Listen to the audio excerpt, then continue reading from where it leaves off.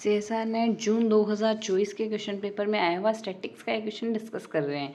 तो ये जो क्वेश्चन है एनोवा से लिया गया है। Consider the following ANOVA table for RBD randomised block design के लिए हमें कहा गया है। हमें बताना है इसमें अल्फा, लाइक यहाँ अल्फा है, यहाँ एम है, यहाँ गामा है और यहाँ बीटा है।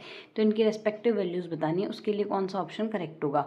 तो अब अगर आप यहाँ से देखो हमारे पास ये टोटल दिया है, तो अगर आपका बेसिक कंसेप्ट जितना भी आपको ध्यान है उसके अकॉर्डिंग भी ले तो ये इन सब का टोटल 144 होगा, इन सब का टोटल यहाँ से 19 होगा।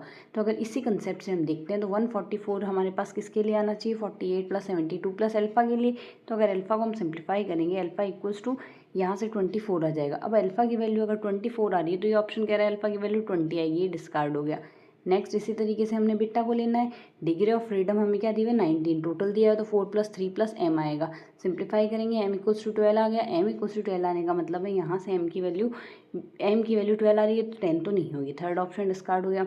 अब यहाँ से अगर देखें रेस्पेक्टिव ये वैल्यू, हमारे पास गामा की वैल्यू क्या आएगी, जो मीन स्क्वायर होता है, मीन स्क्वायर होता है हमारे पास sum of square upon degree of freedom, तो अल्फ़ा अपॉन m आएगा। अब अल्फ़ा की वैल्यू 24 आई है, m की वैल्यू 12 आई है, तो यहाँ से गामा की वैल्यू क्या आ जाएगी, sum of square upon degree of freedom which is equals to gamma equals to 24/12 which is equals to 2 होगा। अब गामा की वैल्यू हमारे पास यहाँ से 2 आई है, तो ये ऑप्शन करेक्ट होगा। लास्ट हमने बीटा की वैल्यू चेक करनी है। बीटा आएगा हमारे पास mean of square divided by error, तो mean of square divided by error आ रहा है, तो 12 अपॉन हमारे पास क्या आएगा यहाँ से 2, तो 12/2। अगर यहाँ से देखें 12/2 की वैल्यू इस तरीके से ले रहे हैं, 12 अपॉन गामा, गामा की वैल्यू 2 थी तो 6 आ जाएगा। अब 6 आने का मतलब यहाँ से हमारे पास बीटा की वैल्यू 6 आ रही है, ये भी करेक्ट है। तो यहाँ से सेकेंड और फोर्थ ऑप्शन इसके लिए करेक्ट आंसर होंगे।